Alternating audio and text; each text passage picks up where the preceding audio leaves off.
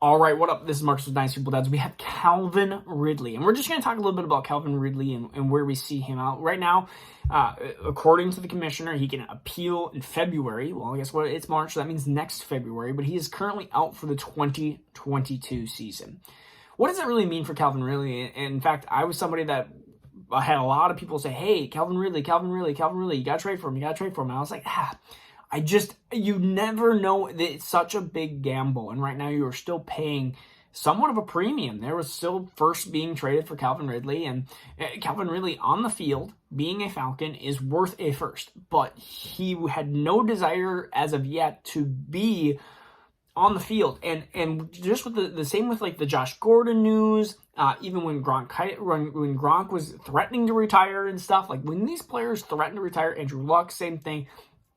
Those are situations that I like to try to steer clear from, where you have a player that goes from whatever value to absolutely nothing if they walk away from football or retire. I try to avoid those situations because honestly, they do happen. Doug Baldwin was another wide receiver that just retired, and all of a sudden your value went from, wow, he was a good receiver, to nothing. And Calvin Ridley is somebody I was like, I'm not really buying him. I know that you can even get a good value for him, but it's too risky for my situation.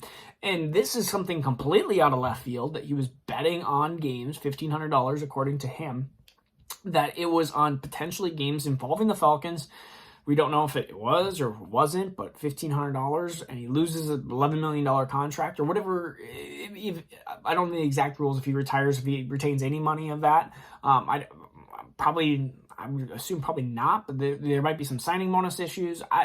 The NFL contracts get super in-depth and weird and stuff like that. So besides that, he's losing money for sure because he can't get back into the NFL season if he wanted to. He said football is life, and now that he has bet on football, what are we doing with Calvin Ridley if we have him? Well, I mean, is he rosterable in Dynasty football leagues? He's definitely rosterable. We're not drafting him in redraft, and really, what is his worth? His worth is like a late second, and you're getting an entire season. And what, a late second is being generous, because we looked at the situation with Josh Gordon walking away from football or not walking away, kind of being forced out of football because of multiple infractions. I see the same path with Calvin Ridley, just in a different manner. I do not like NFL players that take more than a year off in the NFL season. We're going to be talking about a year and a half, almost 2 full calendar years before he plays again. And he's already an old prospect, as we've talked previously. He's not 24 anymore. He's going to be like 28 and a half by the time he comes back, 28-ish when he comes back, I think. Yeah, right around there. It's like, that's way too old. That might be prime, but maybe that 2023 season is a get-back season. That's if he wants to return to the NFL. He might just stick up the middle finger and say, I don't want to come back. Man, a late second, honestly, that is still super risky. And that's in a 12-team league. So you're talking 23, 22, 24, 21, somewhere around that area. It's like, well, I guess. Maybe I'll throw a dart at Calvin Ridley, because if he comes back, if he has that, like, hey, I'm back, first week of 2023 season, or it says he's back, I am immediately selling for more than what I got him for. Then you can sell for an early second. Even if he performs like crap, you can be like, hey, I got away from Calvin Ridley, and I moved a late second to an early second, something along those lines. Or maybe you can get a late second to an early second in a player.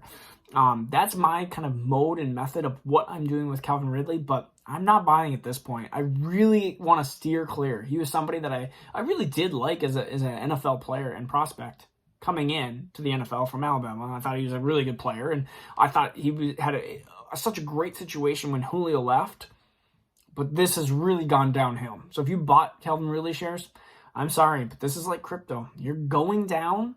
It's good. It will probably go to zero. You can try to buy now and know that maybe in a year and a half it'll shoot back up for a year or two, but I'm just not going to be the one that's going to risk it. I'm just going to steer clear of Calvin Ridley, because there's not even a guarantee he's going to come back and wear an NFL jersey ever. And so in that situation, I'm out. That's kind of like a short take, and I'm out. All right, we are doing the NFL post-combine draft. We're doing part 1, part 2, then we'll do Superflex. That might be when I get back from Vegas. I got to do the math in my head of when I'm exactly going to do some of these videos. I think it's going to be post. I'm debating if I want to take the day off. I have them scheduled right now for Wednesday and Thursday, but this video might be Wednesday, and I might do Thursday, Friday, and then I do post Vegas, or I might just do a short in Vegas or a couple shorts in Vegas. We'll see. I'll probably have to do a short for Russell Wilson too. All right, this is Marcus Dynasty with Dads. Peace out. Take care. We'll see you soon.